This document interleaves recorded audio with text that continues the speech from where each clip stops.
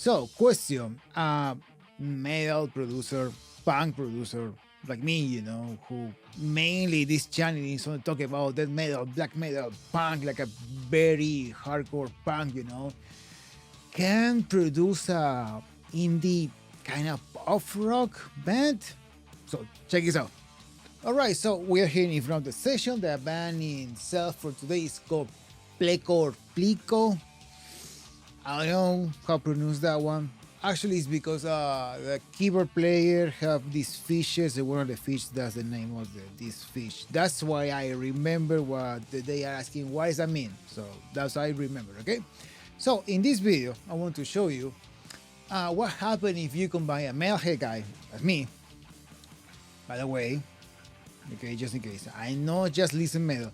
I know I remember I told you in the last 2 or 3 videos like excuse me, sorry, like you need to listen a bunch of other type of music, another like a different bands and everything. Yes, actually, metal. Let's put it this way: metal itself is my first love.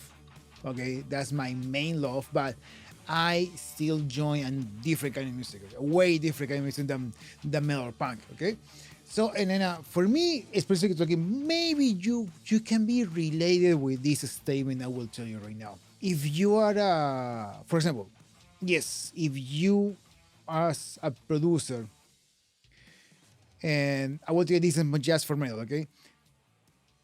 For example, there is some in some point it's like you can understand it way before the mix or the recording process how you're gonna be approached for this band or for another who play the same kind of music, okay?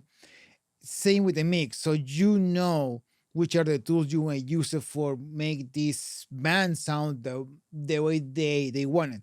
But what happens if you have a band who doesn't play that kind of music? If you play way different in a different style too, that's this is the real thing. Like I really like it because made me think as a producer. It made me think like a most creative. Like okay, cool. So I can do this. I can do the same EQ moves because it's gonna sound too. For example, the kick is gonna be too clicky. Like the kick has to be more natural. All that kind of stuff, and also play with your ego. I really like that kind of challenge. Okay, so that's the reason I told you. I mean, that's the reason I will tell you all these. Pre, pre statement about this.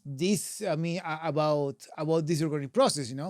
And yeah, so we have drums, we have bass, guitar, keyboards, and a bunch of vocals. Okay, this is the raw tracks. Okay, we did only 3 songs. Okay, just 3 songs. 1, 2, 3. Okay, this is a new band. Like I said, this is a band from here from the city I live. This is from Richmond, Virginia. Yes, I know. I have a few bands. Actually, I don't need this right now. So let me take this off in YouTube. I don't need that. The only plugins I have right now is for the bass to make it sound more cohesive in the more like in phase. So this is the auto line. So this is just alignment and phase. So this doesn't do anything with sound. Same with the guitars because I always record guitars with DI because you never know. But for this mix, I will tell you about the mix in a different video. This mix I use it at DIs. And this is the reason why. But I use it that I don't want to tell you which plugin of this is changed, but yeah. And also we have the keys and the vocals, okay? Everything was recorded as I always. Oh, and also we have the reverb for the drums. You know what? Let me put reverb too on the vocals. Give me 1 second. Let me do that right now, okay? So now, now the vocals have reverb. All this is in bypass, so I don't use nothing about my analog gear for this. You want to listen to raw, pure tracks, okay? But let me tell you about the tracks, for example. You will see pictures here, there, maybe if like a little video. So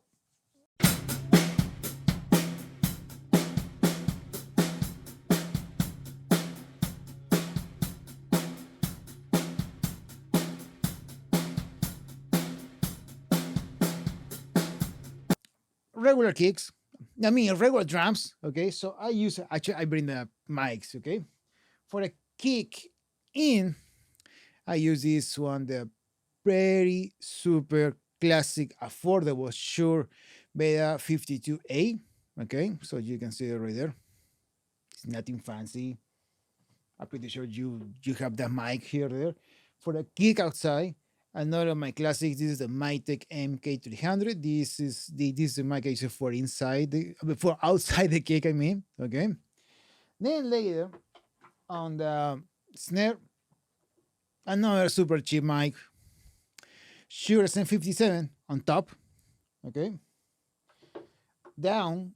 So excuse me. Okay, I have the another mic I always use. This is the SE Electronics. This is a SE5. Oh, no, you can see. Let me turn this away. No, the other way. Sorry. I tried to see where is it. Okay, there is. Okay, this is the same as the yeah. This became. I mean, if you're a fan of this brand, this one became before the the SE8. These are the fives. These are the discontinuous. So pretty much the same mic, but shorter. Okay, so pretty much the same one. So on the rack tone, I use another super cheap, nothing fancy in this recording session. Auxix D2 for the rack tone. Okay, so you can see it right there. So it's nothing fancy about it. For the right, same mic because I have two of these. Okay, I have two of these mics. I have the stereo one. I mean the stereo match. Then for the floor tom, I'm using another classic. This is the AKG, the D112. Very cheap, affordable mic. Okay. Then this is the game changer because I have two new mics and I use it for the first time in this session. I use it. Let me see. I have two because this is forever. Because the Cascade Fathead number 2 of Fathead 2. Okay, you can see it right there. Stereo match.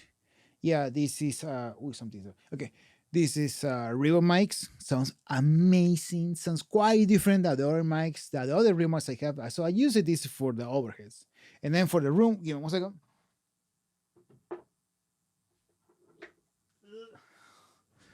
My super affordable Russian clone. Yeah, because these are the clones for the Royer 110, I guess. I don't remember that. So you will see the pictures of the Royer mic I will show you right now. Actually, I have a video about these mics. This mic sounds fucking cool. Okay. These are amazing mics.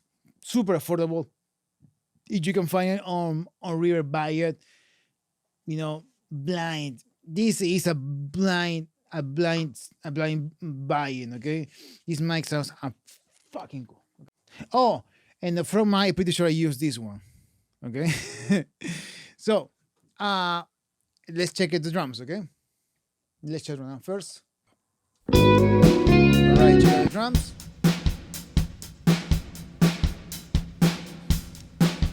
Right, this is the kick mic inside, so that's the Shure, that's the Mytek.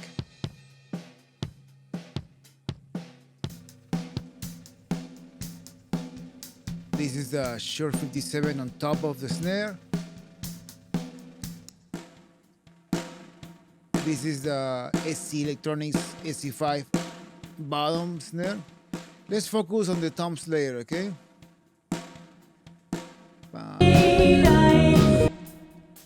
Let's focus on the overhead rooms.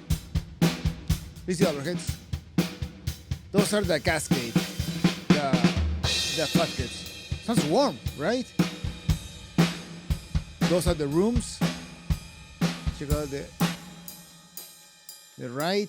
Perfect. That's with the SC Electronics.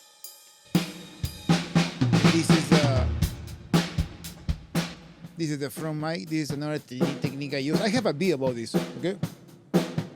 I use this track for Destroyer later. Okay. but it's there. And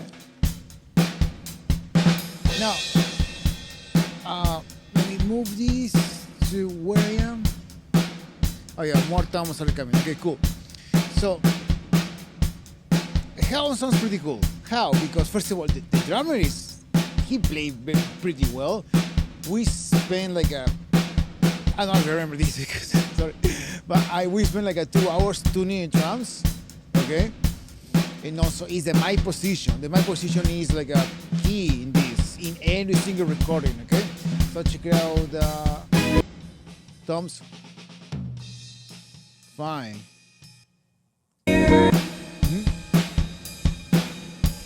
So what else? Yeah, let's wait until you can listen these two toms, okay?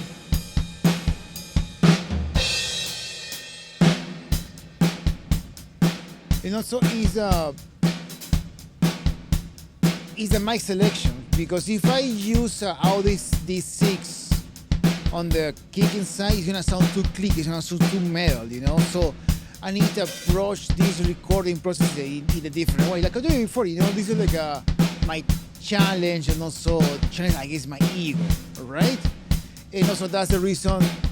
Well, that's one of the reasons I bought those Cascade, because I want to get the rebound, warm, slow attack sound for the drums. For me, if I have the money, check it out. Check it out. This. It's coming. Wait a second. Listen right now.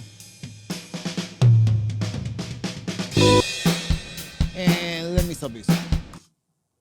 Okay, cool. So, if I had the money, I will record everything with ribbon mics, because this is the move for the ribbon sound. Okay, but I don't have that kind of money, so that's the reason. Like at least for the whole room situation, you know, the live situation, at least I got it now with a room. I mean, with a ribbon mic vibe. Okay, I don't know if you can understand me. Now, if you asking yourself, okay, cool, nice, but how you record this? What kind of the preamps you use? So here you will see pictures later. Here down here I have like a 4 analog preamps. I got 2 copy BP26, and also I have 2 warm audio. But I forgot. But you will see the pictures right now, because I can see it for this angle. Okay, so those copy are the awesome, cool clones from the API console preamps back from the 70s.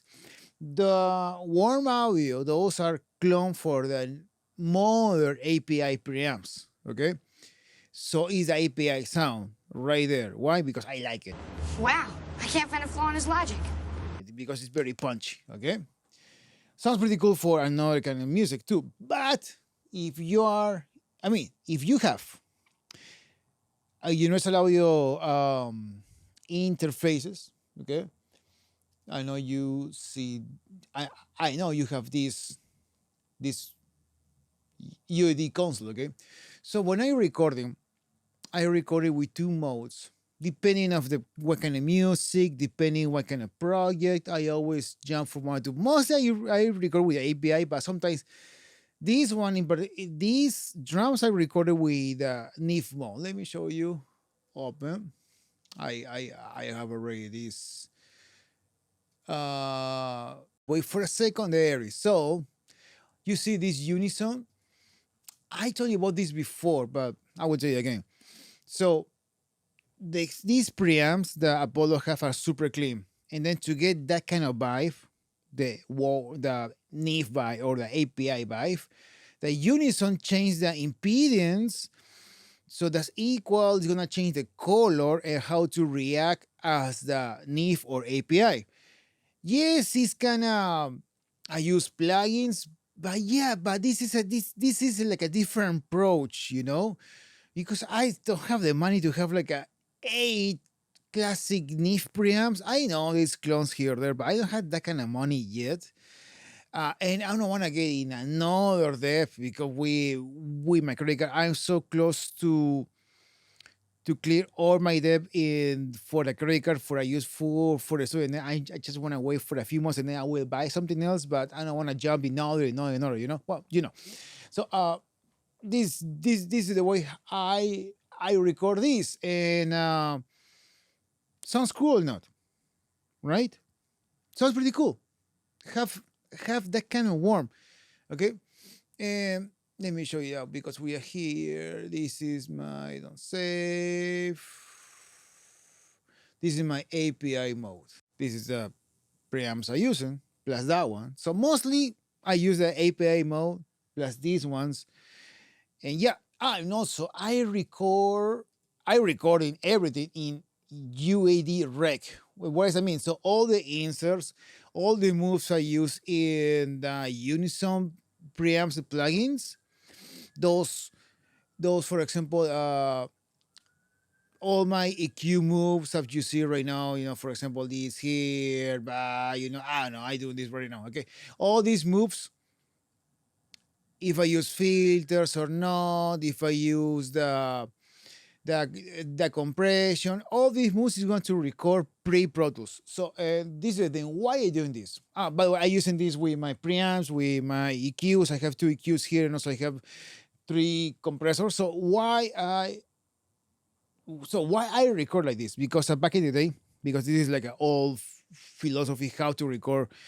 But so back in the day, in those big studios with a large format consoles, you have your preamp, you have your filters, you have your EQ, you have your compression, and then to make it sound this like a better, you know, all these classic legend engineers, they are EQ a little bit and compression a little bit before the audio hit the tape machine. Also, that's how my mentor Kevin Bernstein teach me too, because he have a console, he have a bunch of gear. So I was like, hey, why you do that? You know, you can do this later. Now, I prefer do it right now because in that way the mix gonna still sound like a little better. This is the thing. He told me this, and then I will tell you this to you guys. If you don't know how to EQ well, and also if you don't know how to compress pretty well, don't do it because you want to screw your whole recording process. So this is trial and error.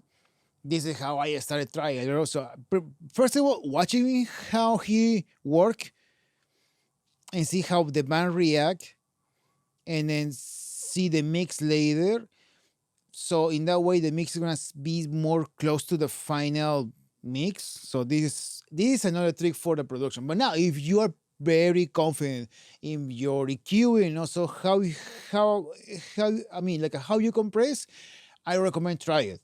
Try but just a little bit, okay? And if you like it, continue because I'm pretty sure that one is like it's a shortcut if you want to put it in one way, okay? So let me take it off this guy. And that's how I record this. Yes, so I pre-cue, pre-compress before hit Pro Tools. In the other way, I record in the old days, so I use Pro Tools as my tape machine. Okay, so yeah, so those are the drums. And yeah, it sounds pretty cool because, you know, it's a combination of everything. The drumming is well. We spent like 2 hours before for tuning, for my position, for all the pre stuff. And then in that we spent in those 2 hours in that time span was like also the levels, how I'm going to my EQ moves, if I want to compress this or not. So all those 2 hours is based on that. And then when okay, this sounds cool, let's record now. Okay, so those are the drums. Now let's jump to the bass. Bass now. Okay, let me remember this because I supposed to label which mic it is, okay? But if I remember the picture, this is gonna be the Shure mic. Listen. This one is gonna be the Con, probably the Audio Technica. And this is this mic, the 7B. I have a video about this, how I use three mics. If you want to know deeply how I use it, go there, okay? So for this one, let me see. I remember, of course, I use these preamps, and also these preamps I use in my amp cabinet. I'm using in the picture plus the Tricelio amp, and that's some. Let's listen with the drums together.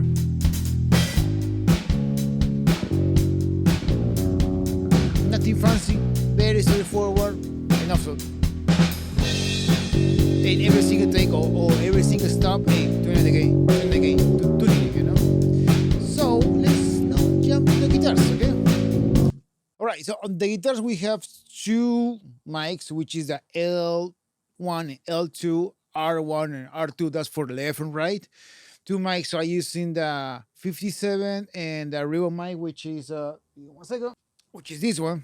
Okay, so this is a mic. This is the real mic I use it plus the 57. Okay, and same for the other guitar. And then I using the PB Musician, which is downstairs. You will see a picture right here. And why I choose that amp, because that one is the in the whole amps I have, that one is the most clean, because he told me, hey, I want the clean sound. Okay, awesome, nice. So and also the we using his pedals, he have a chorus and delay, so that's the reason it sound like that. And yeah, with a Mesa Boogie cabinet, with a vintage 30 speaker, these two mics going to my cappies. The DI was straightforward, okay? And also, yes, I use the 542, the tape emulators in the way in, okay? Because guitar and tape is a perfect marriage, okay? And yeah, so that's the reason I use that. And then now, why are you using the DI in this mix? Okay. Yeah, also I use it in the real mix because you know this is just a raw tracks. Because I didn't have the amp, but for me this kind of music is gonna sound pretty cool. For example, with a twin reverb Fender, that amp is gonna be perfect for this kind of music, or the Roland Jazz Chorus, because I don't have any of those, but I have the Dream 65 Reverb by Universal Audio. So this is a twin reverb plugin. So now I can use this one to get that kind of American sound. Okay, so check it out. This, listen, check it out with the DI.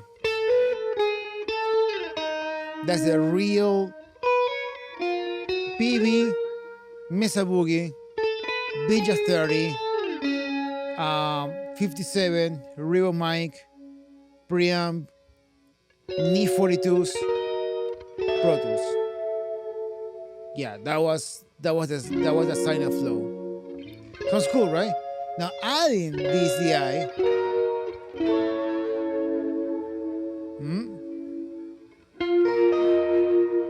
Oh, and also, well, for this I'm using a little bit of chorus too.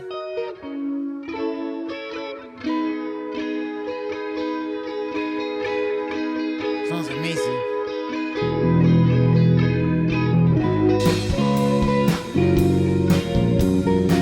Oh, and also we have a solo in the different sound. Let me show you that in 1 second. Yo, don't forget to give me a like, to subscribe, and share this. Also, don't forget, I can mix and master your band online. So just send me the tracks and then I will do all the magic. So back to the video. Why I have to tell you like a special thing about the solo? Because it's just a solo, right? So the solo, I remember Matt asking me, hey, I want to get a pretty cool tone for the solo. So a little more of overdrive, you know? And then with pedals, yeah, but and also I was thinking, you know what? Let's do a different kind of thing.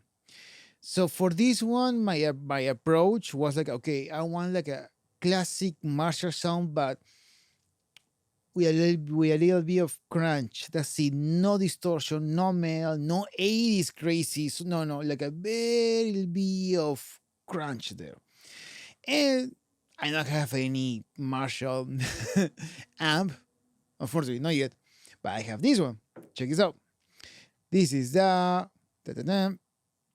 This is the Universal Audio Lion. This is a Plexi Marshall preamp in a pedal format. Okay. So about this last Christmas, this is pretty cool. Okay. And yeah, sounds amazing. Trust me. And I use this as my amplifier. Of course, I connect this in the effect loop of the PB150 because the PB musician doesn't have that effect loop, in or function. I mean, but my 5150 have. So I using that as a power amp, and all the sound is for this guy. And check this out. Okay, check this out.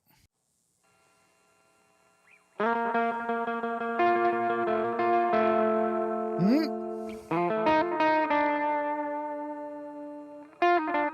Perfect. Now we everything.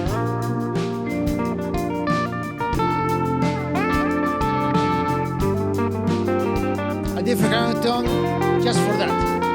And it works amazing.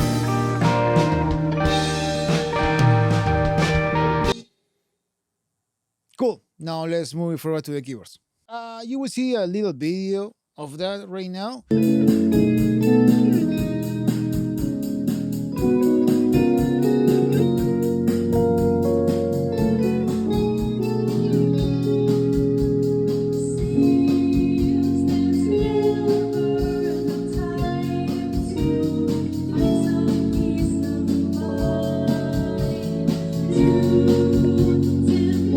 So in that video, I did, because I don't have the video right here with me, but I took this by memory. Probably it's a Roland Juno, but it's not the Juno from the 80s. It's like a different model of Juno, what maybe more modern.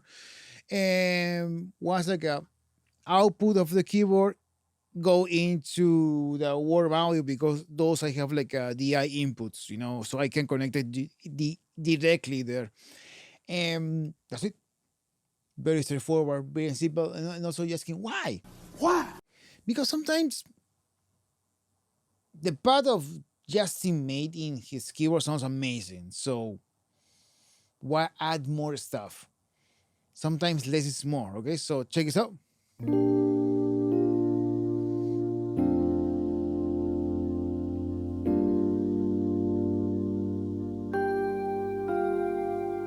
Sounds cool or not?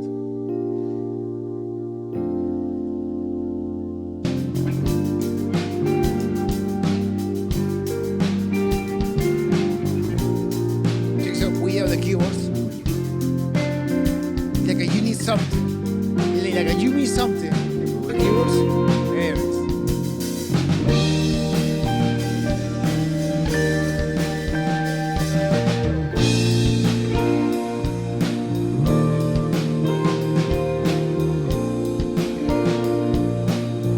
Nice. Now let's talk about the vocals.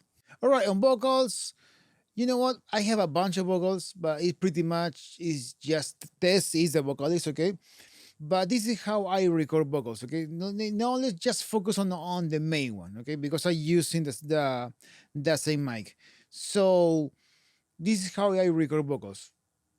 Double vocals, double tracking. Why? Because in that way it's gonna sound fuller. So I tell her, hey, do your first line and also give me another line, and then you will see why. And the mic I used for this one was this one, same one.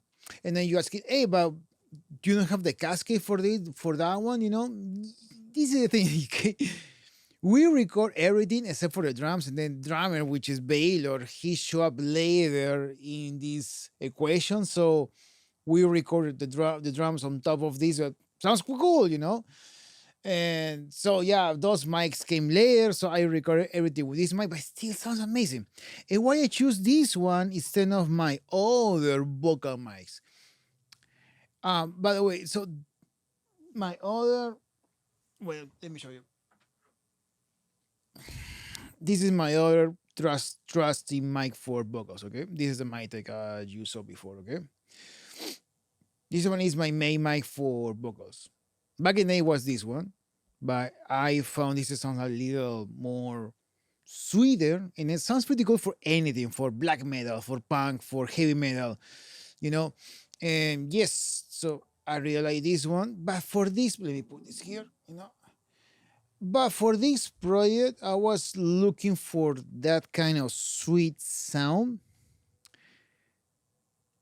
The mic take sounds pretty cool. It's very articulated, but the real mic, by definition, have that this sweeter sound. So yeah, I choose this one. And this is a little key or tip for music production, you know. Remember I told you that in some point of your career, you stop to see this like, hey, look at me, I have this as a future. No, that's BS, okay? Because nobody care. Only nerds as us care. Oh my God! So you have an if? Wow, you have API, nice, you know. But most of the people they don't care. So I see these as tools. These are my tools. These are my pencils. These are my spices. So put this like for example in a cooking way, you know. I have this steak. I want to cook it, but I want to put it I mean like a cumin, or I want to put I don't know chili flakes. Nice and hot. Hot and spicy meat. Yeah, boy. Depends, you know. Depends what kind of flavor you want. It's the same of this, you know. So I was picturing myself. I want to very warm, you know, vocals. Probably this gonna work, but I knew when this mic is gonna be the winner. So this is the song. Check it out. We crossed paths on that summer day. That's one track. Sounds pretty good, right? But with 2 tracks, Venus sounds fuller.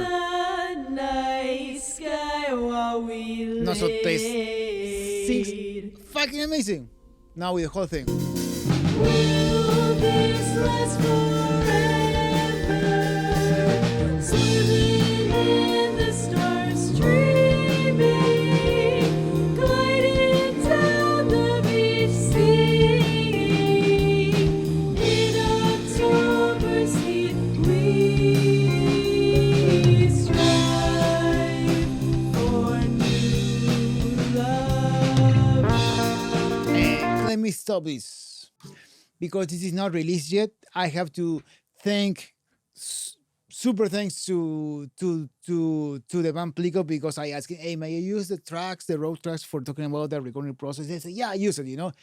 And I don't want to show the whole song because this is not released yet. I just finished the mix. I'm just waiting for the approval, but it's pretty much approval. And then probably in these days, I want to start with the mastering. And I hope so they are going to release this pretty soon. And that way I can show you the mix, the real mix, okay? But I don't want to do that until they release the whole record. Okay, but yeah, so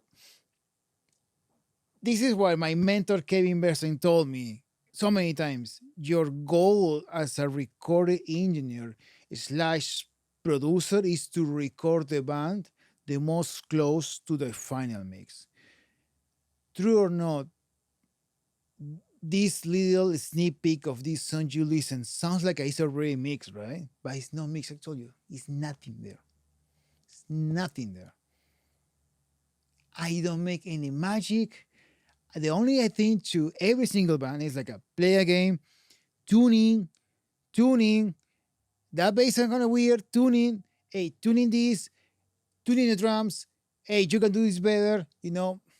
I did that to everyone. Mary bass player, to Matt, to Dustin who played the keys, and also to Baylor to play drums. I thought, hey, give me 3 takes for the same song. Oh, okay. And then we choose the best fills, the best ends. Because let me show you this. This what I told you here. You see all these cuts? That is for a different takes. Hey, on the second take, this feels was better. Cool. Let's put it there. a little bit of editing, nice, you know. So the recording process is so key. And then this is the one of the main thing about this video. If it's already sounds cool, the mix is gonna sound way. I mean, for you guys who are doing this for your band or just started doing this, and the people who have a lot of experience, way better than me, they will agree with me. If your recording process is close to the final mix, the mix is so easy. Easy. Okay? So I hope you like this video. I hope you find something cool. I hope you give you like ideas to buy preamps, to buy later mics. Maybe you're thinking, no, I don't know why. For example, I don't want to buy the Shure 57 because everybody have it. It's a classic, super cheap. It sounds cool. Okay, dude, I want a real mic, but I saw that real mics are so expensive. Check the video about this mic. So cheap. These two mics for